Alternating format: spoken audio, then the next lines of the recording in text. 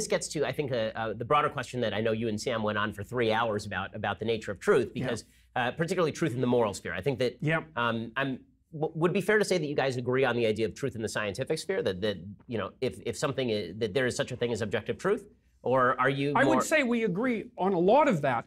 The question is, to some degree, why do scientists accept the idea that objective truth is true?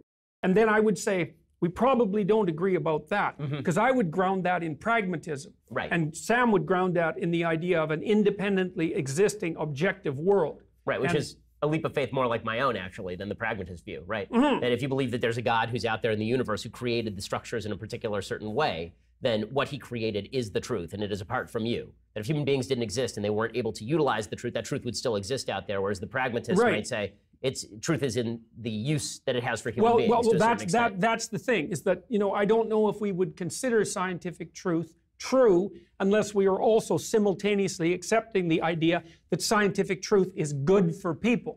So there's one other thing I wanted to bring up that's relevant, because you brought up the idea of God. So here's a way of thinking about it. And I don't know what to make of this, because this is stretching me. This is stretching my thoughts out beyond where I've been able to develop them. So this is the intuition that I have based on a variety of things, experiences I've had. So imagine that there's a very wide range of human behaviors, okay? And some subset of those are both admirable and not admirable. So let's call them good and evil at the extremes, okay? Then we might say, well, there's a pattern that characterizes all the actions that are good, and a pattern that characterizes all the actions that are evil. And that's a transpersonal pattern, because it's not just about you or me, it's about everyone. Okay, and so then that gets personified. That's Christ and Satan, let's say, or Cain and Abel, right? That gets personified. And that's a bad guy and a good guy in a movie. Like it's personified all the time. It's Thor and Loki, you know, in the Marvel movies, you know. So now you have let's say you take the idea of Christ and you think, okay, so that's the abstraction of everything that's admirably good about the set of all human behaviors. Okay, and then you think, well, what sort of reality does that have? And this pulls back into the reality of the idea of the Logos, and the idea that it was the Logos that God used at the beginning of time to extract order out of chaos. So you think, well, it's transpersonal, the goodness, because it's not just characteristic of any one person. It's more like something that inhabits a person, rather than that a person is. You can really see this, for example, on the other end, too, with the satanic end, because if you read the writings of people who do absolutely horrific things, like the shooters, you can see that possession extraordinarily clearly. If your eyes are open, it's like, and it's shocking, so people don't usually look at it. And they even say that themselves, like the Columbine kids, their writings are hair-raising, you know, and they were clearly possessed by an evil that you only encounter if you sit in a dark place and brood on your hatred for months and years, right? You go places where all the dark people go. Right. And then that takes you over. Okay. So the good can take you over as well. Okay, so there's this spirit of good, let's say. And what the spirit of good does is act in the world on the potential of the world to generate the actuality of the world. And the Judeo-Christian proposition is that if you confront the potential of the world with good in mind, using truth, truthful communication, then the order that you extract is good. And then that's echoed in Genesis, when God is using the word, and he creates cosmos out of potential, and every time he does that, he says, and it was good. Which is, I think, it's so interesting, because there's a proposition there, and the proposition there is that if you encounter potential with truth, the cosmos you create is actually good. Well, that's just an absolutely overwhelming idea. It's like, if it's true, it's the greatest idea there ever was. Yeah. Now, your thoughts on this, actually, from Maps of Meaning, help generate what we in Judaism call Dvar Torah in Hebrew, meaning a thought about the Bible. But this merged with a little bit of Aristotelian thought, led me to the idea that when it comes to the mystical notion of the tree of good and evil in Eden, what is that supposed to be? What did people do wrong by eating from the tree of good and evil? And my feeling is that what they did wrong is that God created a universe in which the value was embedded in the object, right? In the same way that you, in your book, talk about if you're teaching a child about an object, the rules of the object are embedded in the teaching about the object. So you use the example of a vase. We were discussing this earlier.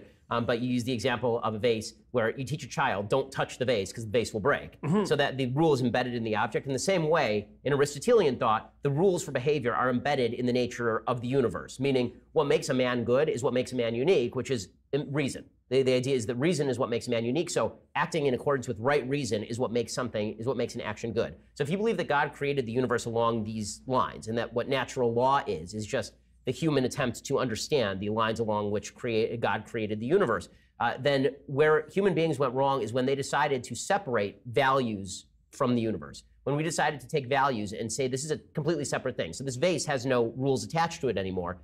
It's just a vase. And we can construct the rules arbitrarily as to what to do with this vase. And so eating from the tree of knowledge of good and evil changes the nature of good and evil from the universe comes along with a set of rules to human beings think that they can use their own intuition to supplant God's rules and to supplant universal rules with their own particular vision of what the universe ought to be. And at that point, they have to be expelled from Eden. Yeah, well, okay. So that's also associated to some degree, I would say, with Milton's warning in Paradise Lost.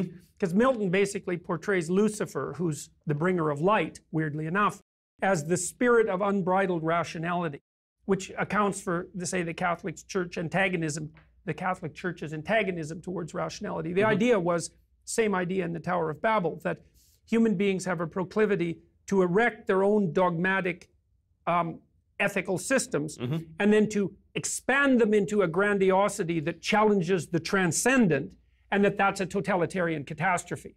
And for Milton, Satan was the spirit that eternally does that, right? Who says, everything I know is enough. And that supplants what I don't know. That supplants the transcendent. And that's a catastrophe. How that's tangled up with the knowledge of good and evil, well, you're making some headway towards sorting that out. I mean, there is a cataclysm that's explained in the story of Adam and Eve, right? The cataclysm is the coming to wakefulness. And it's associated partly with recognition of nakedness, which is recognition of vulnerability and mortality, and the discovery of death, and then also the discovery of good and evil that goes along with that. So you said, well, that's partly the cognitive division of ethics from the facts of the object. So I have to think that through. I would also recommend to people, I think I mentioned this before, is Ian McGilchrist's book, The Master and His Emissary, because he looks at this neuropsychologically, right? And looks at the left hemisphere as the hemisphere that's dealing with the explicitly axiomatic systems, and the right hemisphere that's dealing with what those systems are embodied in. Okay, so part of what happens with the emergence of good and evil, as far as I could tell, it took me a long time to think about this, is that, and this is different than the hypothesis that you laid forward, which is why I can't reconcile them exactly, is you recognize you're naked. You know you can be hurt. You know you're vulnerable and insufficient.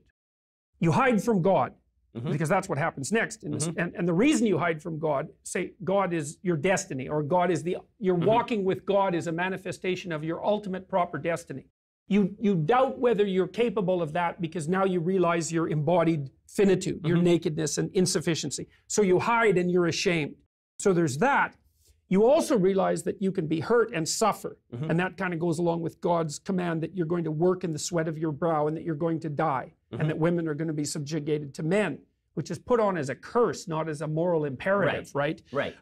But then what emerges out of that is that as soon as you know that you can be hurt, and this is what differentiates us from animals, and you really think that through, here's all the myriad ways I can be hurt, then you're angry about that because you can be hurt. But even worse, you can figure out how to hurt other people. And so that's part of that knowledge of good and evil. You associated it with this dissociation of the object from its ethical container. Of the universe as created by God from our interpretation of the universe, that there is a gap between the two, and that once human beings begin to supplant their own rationality for a telos, right, in the Aristotelian, the teleology, what we end up doing is creating all sorts of awful systems that end up destroying us in the end. There's something about that that's right. I mean, part of what happens in the New Testament, as far as I can tell, is that what Christ says, so he's trying to transcend the rule structure, right? Not because there's anything wrong with the rules. They're a necessary precondition for discipline, which is actually why I wrote 12 rules, right? It's like you need rules, but rules conflict and they don't always apply. And so there has to be an ethic underlying the rules, and you should have more respect for the ethic than for the rules. Right. Okay, Christ's idea, and this is part of the idea of the reestablishment of paradise, is that you should orient yourself towards the good. And that's something like an alliance with God. And then that you should tell the truth. And that's the ethic that generated the rules to begin with. Okay, and then we could be serious about this, you know, and we could say, well, how do you adjudicate the reality of that claim? All right, so then we might think, well, we already walked through the fact that the heroes of the past acted on potential to extract out the world of actuality. And if they did that properly, then the world they extracted was good. And that is a divine principle. And then we might say, well, is it a divine principle? And you might say, well, what is it that's acting through people in the good? Like the Christian theological answer to that would be the logos, right? That's the idea. That's the idea of the Holy Spirit, roughly speaking. Right. You might think, well, is that a real thing? It's like, well, to me, it's real the same way that consciousness is real. And we don't know the role of consciousness in determining reality. But even if you're an evolutionary biologist, and this is so interesting because the evolutionary biologists actually differentiated themselves from Darwin on this point. Like Darwin was very, very forthright in his claim that sexual selection was as powerful as natural selection, or even more so. And so here's where that goes. And because that brought consciousness into the world as an active player, the materialistic evolutionary biologists ignored that for like 150 years and only concentrated on natural selection, where they could play, well, this is all chance. Right. It's like sexual selection is not chance. Okay, so here's a hypothesis. Human beings separated themselves from chimpanzees. One of the reasons they did that was because human females are sexually selective. Chimps aren't. Female chimps in estrus will mate with any chimp. The main chimps, the dominant ones, chase the subordinate males away. So they're more likely to have offspring, but it's not because of female choice. Right. Now, human females have done this whole different thing, is that they have hidden fertility, and they're much more likely to go after guys who have climbed up the hierarchy. So let's say heroes. We'll give the women some credit for intelligence, right? And say that that's what they're after. Even if they're using wealth and so forth and status as a marker, they're actually using those as a marker for competence. Yeah, it's a stand-in. Yeah, and I think I think the evidence for that is clear. Okay, so you might say, oh, well, it was human female conscious choice that selected us. Okay, and you think, well, that's not random. That's not random at all. It's the farthest thing from random that there is, and that means consciousness is making its choices with regards to what propagates. But then it's even more complex than that. So here's what happens among men. The men all get together in their hierarchy. They posit a valued goal. They all accept that as the goal, because otherwise they wouldn't be cooperating. Right. Then they arrange themselves into a hierarchy, and they let the most competent guys lead because they want to get to the promised land. They want to get the most competent leaders leading. Right. Competent defined by that value. Okay, so here's what happens essentially. The men all get together and vote on the good men. And the good men are then chosen by the women, and those are the people who propagate. And so it's like men are voting on which men get to reproduce. And women are going along with the vote and being even more stringent in their choices, let's say. And so then what you get is that the consciousness that through its active expression transforms the potential of the world into actuality also selects the direction of evolution. Right, and that's where the meme, Dawkins' term, turns into the biological reality. It's not, this is something that's so cool about Dawkins. It's like, I've often thought this about Dawkins, is if he would push his thinking to the limits, he would fall right into yoga.